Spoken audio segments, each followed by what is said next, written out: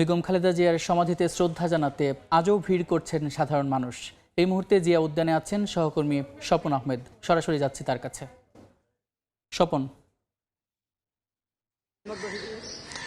প্রয়াত বিএনপির চেয়ারপারসন বেগম খালেদা জিয়ার সমাহিত করার আজকে পঞ্চম দিনেও কিন্তু মানুষ এই তার সমাধিস্থলে আসার যে প্রবণতা সেটি কিন্তু এখনো রয়েছে। অর্থাৎ বলা যায় যে আজকে সপ্তাহের শুরুর দিন অর্থাৎ প্রথম কর্মদিবস, সেই কর্মদিবসেও কিন্তু ভোর থেকেই অসংখ্য মানুষ এই তার সমাধিস্থলে তাকে শ্রদ্ধা জানানোর জন্য আসছেন।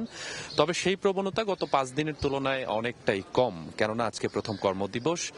আপনি জানেন যে ইতিমধ্যে এই 4 দিনে দেশের বিভিন্ন প্রান্ত থেকে অনেক মানুষ যারা আসলে তাকে শ্রদ্ধা জানার জন্য এখানে এসেছিলেন, সেই প্রবণতা আজকেও রয়েছে। আজকেও মানুষ এসছেন, তবে তুলনামূলক অনেকটাই কম। তবে আজকে সকালবেলা ঢাকা বিশ্ববিদ্যালয় সাদা দলের পক্ষ থেকে এখানে আসা হয় এবং বেগম খালেদা জিয়ার কবরে শ্রদ্ধা জানানো হয়, একইভাবে দোয়া করা হয়।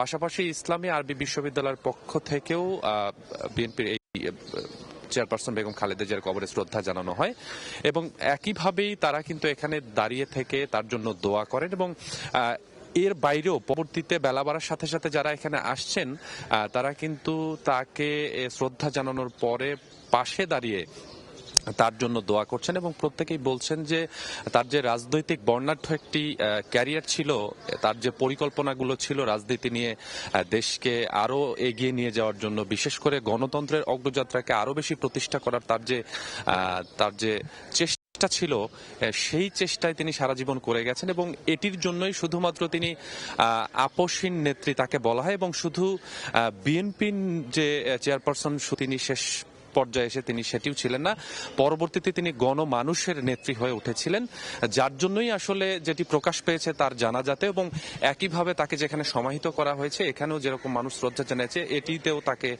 সেই প্রকাশটি আসলে পেয়েছে। তো এখন মানুষ আসছেন, তবে সংখ্যায় অনেকটাই কম। তবে বেলা বাড়ার সাথে সাথে হয়তো বা মানুষ শ্রদ্ধা জানানোর যে প্রবণতা সেটি আরো বাড়তে পারে। তো এখন পর্যন্ত এই ছিল আমার কাছে বেগম খালেদা জিয়ার সমাধিস্থল থেকে সবশেষ।